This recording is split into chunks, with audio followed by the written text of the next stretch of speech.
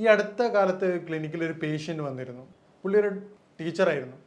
ആ പേഷ്യൻ്റ് വളരെ സങ്കടത്തോടുകൂടിയാണ് വന്ന് പറഞ്ഞത്. കാരണം ആ പേഷ്യൻ്റ് വരാനുള്ളൊരു കാരണം പുള്ളിയുടെ ഒരു ഫ്രണ്ട്, അവരുടെ ഒരു റിലേറ്റീവ് നമ്മുടെ അടുത്ത് വന്ന് അസുഖം മാറിയതുകൊണ്ടാണ് വന്നത്. ഡോക്ടറെ വളരെ സങ്കടത്തോട് പറയാം, ഡോക്ടറെ എനിക്ക് വായ്നാറ്റാണ്. കാരണം അതുകൊണ്ട് ഞാനൊരു ടീച്ചറാണ്, അതുകൊണ്ട് എനിക്ക് സ്റ്റുഡൻസുമായിട്ട് സംസാരിക്കാൻ പറ്റുന്നില്ല. സ്റ്റാഫ് റൂമിൽ ഇരുന്ന് കാര്യങ്ങൾ സംസാരിക്കാൻ പേടിയാണ്, അല്ലെങ്കിൽ ആൾക്കാരായിട്ട് കമ്മ്യൂണിക്കേറ്റ് ചെയ്യാൻ വളരെ ബുദ്ധിമുട്ടാണ്. ഡോക്ടർ, ഞാൻ എല്ലാ മൗത്ത് വാഷും എല്ലാ സാധനങ്ങളും റെഗുലറായിട്ട് ഉപയോഗിക്കുന്നതാണ്, വളരെ കൃത്യമായിട്ട് ഹൈജീനിക്കായിട്ട് പോകുന്ന ഒരു വ്യക്തിയാണ്, യാതൊരുവിധ ദുശീലങ്ങളും ഇല്ലാത്തൊരു വ്യക്തിയാണ്. എന്നിട്ടും ബ്രഷ് ഡെയിലി ഞാൻ ഫുഡ് കഴിച്ചാലും, ഇപ്പം സ്കൂളിൽ പോലും ബ്രഷ് കൊണ്ടാണ് പോകാറുള്ളത്, എന്നിട്ട് പോലും എനിക്ക് വായ്നാറ്റം വരികയാണ്. എന്താണ് ഡോക്ടർ അതിൻ്റെ കാരണം? ഞാൻ ആ പുള്ളിയോട് പറഞ്ഞു, ഇതിൻ്റെ വായ്നാറ്റത്തിൻ്റെ യഥാർത്ഥ കാരണം വരുന്നത് കേവലം വായിൽ നിന്നല്ല, അത് വയറുമായിട്ട് ബന്ധപ്പെട്ട ഒരുപാട് കാരണങ്ങളുണ്ട്. അതിൽ ഏറ്റവും പ്രധാനപ്പെട്ടത് വയറുമായി ബന്ധപ്പെട്ടതാണ് അതിൻ്റെ കാരണം. അപ്പോൾ ആ രൂപത്തിൽ വ്യക്തിയെ ട്രീറ്റ് ചെയ്യും, വളരെ എളുപ്പം തന്നെ പൂർണ്ണമായിട്ടും നമുക്ക് മാറ്റിയെടുക്കാൻ പറ്റും. ഞാൻ ഡോക്ടർ സയ്യിദ് മുഹസിൻ.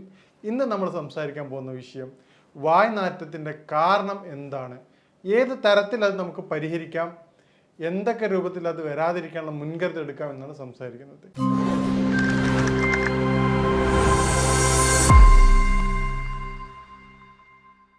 വായ്നാറ്റത്തിൻ്റെ ഏറ്റവും പ്രധാനപ്പെട്ട കാരണം കൃത്യമായ രൂപത്തിലുള്ള ദഹനക്കുറവാണ്. ദഹനക്കുറവ് കാരണം വായ്നാറ്റുള്ള വ്യക്തികളെ നമ്മൾ പരിശോധിക്കുകയാണെങ്കിൽ 90% രോഗികളും അവർ കഫവുമായി ബന്ധപ്പെട്ട രോഗികളായിരിക്കും. അവർക്ക് കഫത്തിൻ്റെ ബുദ്ധിമുട്ട് ഉണ്ടാവാറുണ്ട്. കഫത്തിൻ്റെ വർധനവ് ശരീരത്തിൽ ദഹന പ്രക്രിയ അത് വളരെയധികം വീക്കാക്കും. ഈ രൂപത്തിൽ വീക്കാകുന്നതോടുകൂടി കൃത്യമായ ദഹനമില്ലായ്മയും പിന്നീട് ആ കഫം അവിടെ കിടക്കുന്നുണ്ടാകുന്ന സ്മെല്ലാണ് യഥാർത്ഥത്തിൽ വായ്നാറ്റായിട്ട് പുറത്തു വരുന്നത്. ഇത് നമ്മൾ കേവലം മൗത്ത് വാഷ് ഉപയോഗിക്കുമ്പോൾ ഏറ്റവും പ്രധാനപ്പെട്ട പ്രശ്നം എന്നാണ് നോർമലി മൗത്ത് വാഷിൽ ഏറ്റവും പ്രധാനപ്പെട്ട ഒരു കണ്ടന്റ് ആൽക്കഹോളാണ്.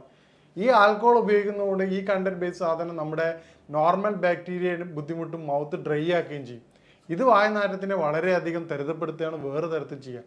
ടെമ്പററി സൊല്യൂഷൻ എന്നുള്ള അടിസ്ഥാനത്തിൽ ആ ഒരു സമയത്ത് മാത്രം മാറ്റം ഉണ്ടാകുകയും, അപ്പോൾ ഈ തരത്തിൽ കൃത്യമായ രൂപത്തിൽ ചെയ്യുന്ന വ്യക്തികൾ ഈ രൂപങ്ങൾ സ്വീകരിക്കുമ്പോൾ അത് ഗുണത്തേക്കാളേറെ ദോഷമാണ് ഉണ്ടാവുക.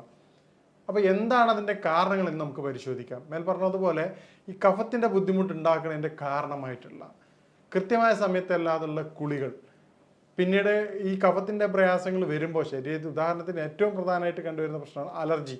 ഈ ബുദ്ധിമുട്ടുള്ള ആൾക്കാർക്ക് ഒരു 70 to 80% പേഷ്യൻസ് പറയുന്ന, ഡോക്ടർ എനിക്ക് തുമ്മലിൻ്റെ ബുദ്ധിമുട്ടുണ്ട്, അല്ലെങ്കിൽ എനിക്ക് മൂക്കൊലിപ്പിൻ്റെ പ്രയാസമുണ്ട്, തലവേദനയുണ്ട്, അസിഡിറ്റി പോലെ തന്നെ എനിക്ക് ഏറ്റവും പ്രധാനപ്പെട്ട ബുദ്ധിമുട്ടാണ് ഡോക്ടറെ വളരെയധികം കഫത്തിൻ്റെ, കാരണം തല കുനിക്കുന്ന സമയത്ത് തലക്കനം വരികയാണ്. അപ്പോൾ കഫത്തിൻ്റെ ബുദ്ധിമുട്ട് എന്തൊക്കെയാണ് ശരീരത്തിൽ കാണിക്കുന്നത് ആ എല്ലാവിധ ലക്ഷണങ്ങളും ആ വ്യക്തി പറയുകയാണ്.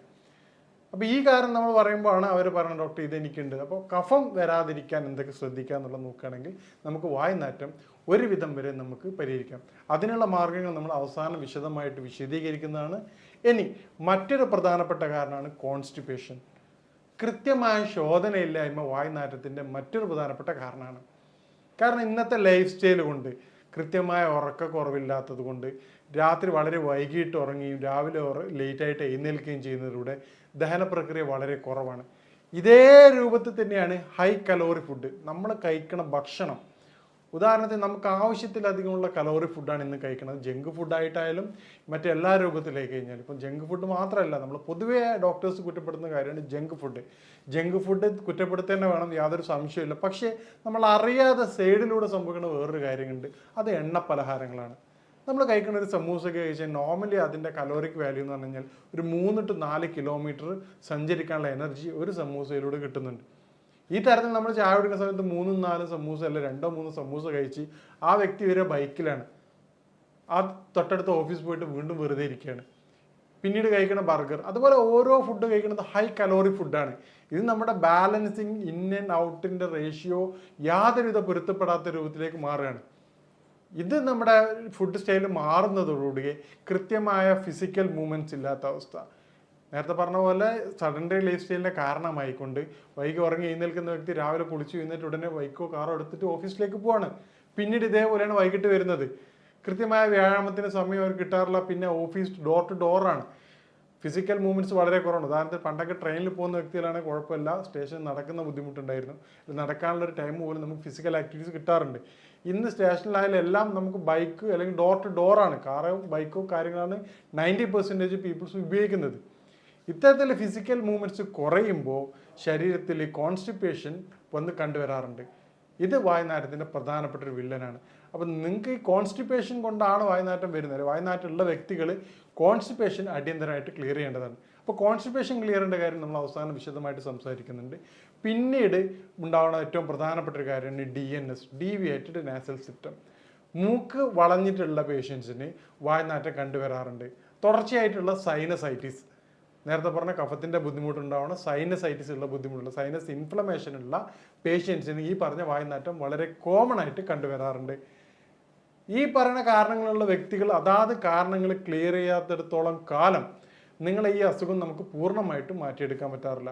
അതുകൊണ്ടാണ് പറഞ്ഞത്, ആ വന്ന പേഷ്യൻസിൻ്റെ തൊട്ട് മുമ്പ് അവർ റെഫർ ചെയ്ത പേഷ്യൻസിൻ്റെ അസുഖം വയറിൻ്റെ ബുദ്ധിമുട്ടായിരുന്നു. പക്ഷേ ഈ പറഞ്ഞ ടീച്ചറെ ബുദ്ധിമുട്ട് എന്താണെന്ന് കഫത്തിൻ്റെ ബുദ്ധിമുട്ടായിരുന്നു.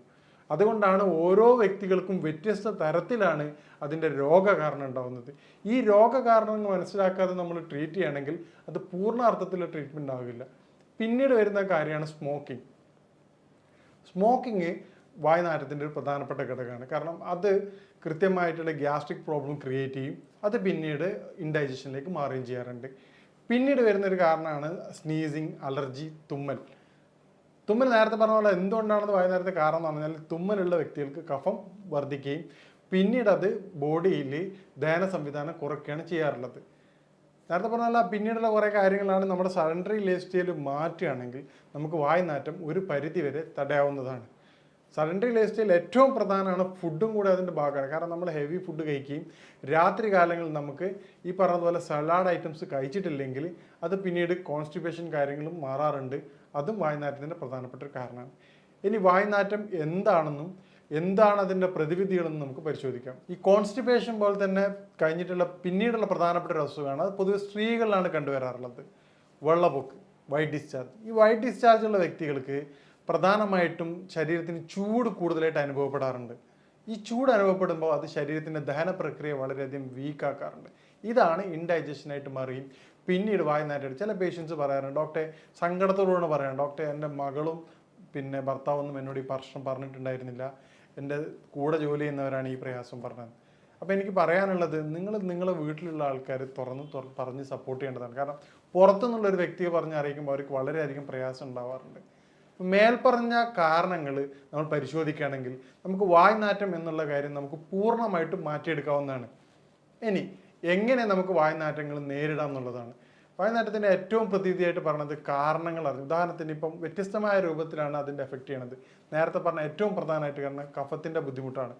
ശരീരത്തിൽ കഫത്തിൻ്റെ പ്രയാസമുള്ള വ്യക്തികൾ, ഓരോ വ്യക്തികൾക്കും നേരത്തെ പറഞ്ഞ കാരണം കൃത്യമായിട്ട് നിങ്ങൾ ഐഡൻറ്റിഫൈ ചെയ്യേണ്ടതാണ്. എന്നാൽ മാത്രമേ ഇത് നമുക്ക് പൂർണ്ണമായിട്ട് പരിഹാരം ലഭിക്കുകയുള്ളൂ. അപ്പോൾ കഫത്തിൻ്റെ ബുദ്ധിമുട്ടുള്ള പേഷ്യൻ്റ് ആണെങ്കിൽ അവർ കൃത്യമായിട്ട് ചെയ്യേണ്ടത് രാവിലെ വെറും വയറ്റിൽ 1/2 ടീസ്പൂൺ തേനിനകത്ത് ഒരു 1 ഗ്രാം ചുക്ക് നിർബന്ധമായിട്ട് കഴിക്കേണ്ടതാണ്. അതുപോലെ തന്നെ പിന്നെ നമ്മുടെ കുളിയുടെ സമയം കൃത്യമായിട്ട് പരിശോധിക്കേണ്ടതാണ്. 11 മണിക്ക് ശേഷം തല കുളിക്കാതിരിക്കാൻ പ്രത്യേകം ശ്രദ്ധിക്കണം. ഈ 2 കാര്യങ്ങൾ ചെയ്യുന്നതിലൂടെ കഫത്തിൻ്റെ ബുദ്ധിമുട്ടുള്ള വ്യക്തികളുടെ പ്രയാസങ്ങൾ നമുക്ക് ഒരു പരിധി വരെ തടയാൻ സഹായിക്കാറുണ്ട്. ഇതുപോലെ തന്നെ അവർ ഉപയോഗിക്കുന്ന വെളിച്ചെണ്ണ, ഏത് ഹെയർ ഓയിൽ ഉപയോഗിക്കുകയാണെങ്കിലും അതിൽ 1-2 വെളിച്ചെണ്ണയിൽ 1-2 കുരുമുളക് കൂടി ഇട്ടതിന് ശേഷം ഉപയോഗിക്കുകയാണെങ്കിൽ അത് കഫത്തിൻ്റെ ഇറക്കം വളരെ ഫലപ്രദമായിട്ട് തടയാൻ സഹായിക്കുന്നതായിട്ട് കണ്ടുവരാറുണ്ട്. പിന്നീട് നമ്മൾ കോൺസ്റ്റിപ്പേഷനുള്ള പേഷ്യൻസിനാണെങ്കിൽ രാത്രി നിർബന്ധമായിട്ടും നിങ്ങൾ സലാഡ് ഉപയോഗിക്കേണ്ടതാണ്. അതുപോലെ തന്നെ നിങ്ങൾ സലാഡിൻ്റെ ഒപ്പം തന്നെ കക്കരി, പപ്പായ എന്നീ ഫ്രൂട്ട്സുകൾ ഉപയോഗിക്കുക. ഒരു വ്യക്തിക്ക് എന്ത് ഭക്ഷണം കഴിച്ചാലാണോ ദഹനത്തിന് സഹായിക്കുന്നത് ആ ഭക്ഷണ സാധനങ്ങൾ നിർബന്ധമായി ഉൾപ്പെടുത്തേണ്ടതാണ്. എല്ലാ വ്യക്തികളും നിർബന്ധമായിട്ടും 1/2 മണിക്കൂറെങ്കിലും ഫിസിക്കൽ മൂവ്മെൻറ്റ്സ് നിർബന്ധമായിട്ട് ചെയ്യേണ്ടതാണ്. കാരണം ഫിസിക്കൽ മൂവ്മെൻറ്റ് ശരീരത്തിൻ്റെ വളരെയധികം അത്യാവശ്യമായിട്ടുള്ള ഘടകമാണ്. ഇന്നത്തെ എല്ലാ ലൈഫ് സ്റ്റൈൽ ഡിസോർഡേഴ്സിൻ്റെയും അടിസ്ഥാന കാരണം ഫിസിക്കൽ മൂവ്മെൻറ്റ്സിൻ്റെ കുറവാണ്. പിന്നീട് നമുക്ക് ചെയ്യാൻ പറ്റുന്ന കാര്യമാണ് നേരത്തെ പറഞ്ഞ പോലെ വൈറ്റ് ഡിസ്ചാർജ് ഉള്ള സ്ത്രീകളിൽ, വയറിന് ബുദ്ധിമുട്ടുള്ള സ്ത്രീകളിൽ നമുക്ക് ചെയ്യാൻ പറ്റുന്ന കാര്യമാണ് തേൻ നെല്ലിക്ക. വയറിൽ ചൂട് കുറച്ച് തണുപ്പാക്കി മരുന്ന്, തൈര് ധാരാളം ഉപയോഗിക്കാവുന്നതാണ്. അതുപോലെ തന്നെ ജീരകത്തിൻ്റെ വെള്ളം, ഉച്ചയ്ക്ക് ഭക്ഷണം കൊണ്ടുപോകുന്നൊപ്പം തന്നെ ജീരകത്തിൻ്റെ വെള്ളം കൊണ്ടുപോവുകയാണെങ്കിൽ അത് ഡൈജഷൻ വളരെ സുഗമമാക്കുകയും അത് വായുനാറ്റത്തെ കുറച്ചും കണ്ടുവരാറുണ്ട്. ഇതുപോലെ നമുക്ക് സിമ്പിളായിട്ടും നാച്ചുറൽ മൗത്ത് വാഷായിട്ട് ഉപയോഗിക്കാൻ പറ്റുന്ന സാധനമാണ്. പിന്നെ ഇലാച്ചി, ഏലക്കായ 1-2 എടുത്തിട്ട് പ്രത്യേകം ശ്രദ്ധിക്കുക, പെസ്റ്റിസൈഡ് ഉപയോഗിച്ചതാണ് മാർക്കറ്റിൽ അവൈലബിൾ. അതുകൊണ്ട് അതിൻ്റെ പുറം ഭാഗം ഒഴിവാക്കിക്കൊണ്ട് കുരുക്കൾ മാത്രം ചവച്ചെടുക്കുന്നത് വളരെയധികം ഫലപ്രദമായിട്ട് കണ്ടുവരാറുണ്ട്.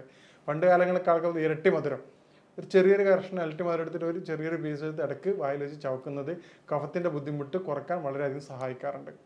ഈ തരത്തിലൂടെ കൺട്രോൾ ചെയ്യുകയാണെങ്കിൽ നമുക്ക് വായ്നാറ്റം എന്നുള്ളത് വളരെ എളുപ്പം തന്നെ പൂർണ്ണമായിട്ട് മാറ്റിയെടുക്കാവുന്നതാണ്. ഇനി വായ്നാറ്റം നേരത്തെ പറഞ്ഞതുപോലെ നമ്മുടെ പേഷ്യൻസിന് മാറുന്നതിൻ്റെ കാരണം അവരുടെ യഥാർത്ഥ കാരണം കണ്ടെത്തുന്നതിലൂടെയാണ്. മേൽപ്പറഞ്ഞ കാരണങ്ങളിലൂടെ നമുക്ക് വായ്നാറ്റത്തിൻ്റെ കാരണം മനസ്സിലാക്കിക്കൊണ്ടാണ് നമ്മുടെ ക്ലിനിക്കുകളിൽ രോഗികളെ പരിശോധിച്ച് കൃത്യമായ ചികിത്സ കൊടുക്കുന്നത്.